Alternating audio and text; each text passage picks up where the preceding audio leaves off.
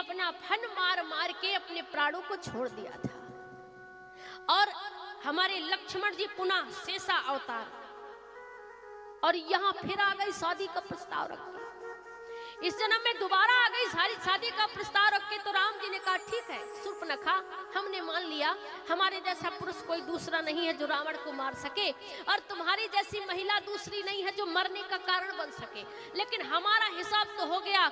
लेकिन सीतय चितय कही प्रभु बाता, भक्ति को देखते हुए कहा कि यह ये कुमारे मोरे लघु भ्राता, अभी मेरा भैया है ना, जाकर के उससे हिसाब कर लो। गई छोटे राजकुमार जी, विवाह करना है। लक्ष्मण जी ने देखा अच्छा विवाह करना है, क्योंकि नाक काट लिया और कान काट लिया। और कहते हैं नाक कान किसके काटे जाते हैं, माताएं तो समझ गई हो, नाक काट दो। लक्ष्मण जी ने कहा अभी उस जन्म में जो तूने दुष्कर्म किया था, दोबारा आ गई शादी का प्रस्ताव रखने के लिए।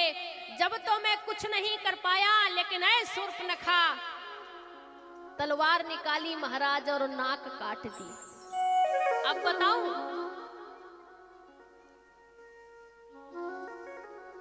यहाँ राम जी का भी काम हो गया और भैया लक्ष्मण जी का। अब देखना, पता भी चल गया कि रावण का सोना नकली था। रावण का सोना नकली था।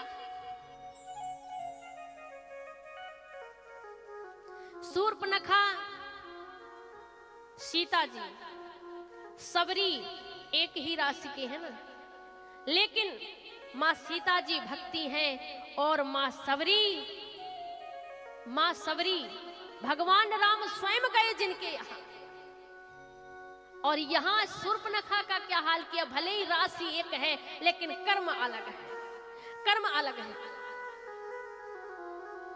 जब भैया लक्ष्मण ने नाक कान काट लिए, शूर्पणखा गई राम जी से कहा महाराज ये तो नकली था, बनावटी रूप है। राम जी ने कहा भाई देखते हैं रावण कितना असली और कितना नकली भेजता है।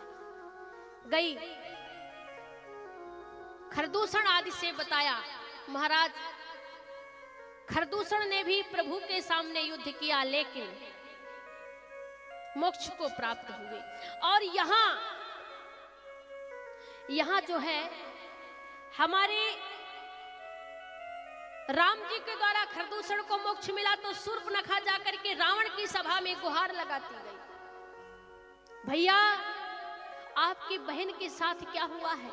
अरे मेरे नाक कान काट लिए, दो तपस्वी आए हैं जंगल में, उनके साथ एक सुंदर महिला शोभायमान है। अरे रावण को देख कर तो देवता भी घबरा जाते हैं, और आपकी बहन की ये दुर्दशा हो गई, नाक कान काट ली। अच्छा उकसा रही है रावण को।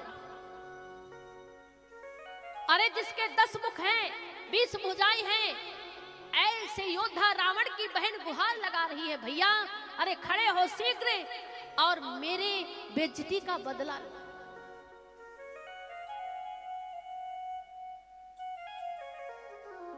रावण को ज्ञात हुआ पहली बार कि खरदूषण मौसम बलवंता, आज जिन्हें कुमारे बिन भगवंता। रावण बड़ा ज्ञानी था। रावण ने जैसे ही सुना खरदूषण का अंत हो गया है, रावण ने रात्रि में विचार किया और मन में यही सोचा कि निश्चित रूप से मेरे प्रभु का अवतार हो गया है, मेरे प्रभु का अवतार हो गया है। अरे खरदूषण तो मेरे समान बलवान था, जिन्हें कुमार है बिन भगवंता, बिना भगवान के कोई नहीं मार सकता।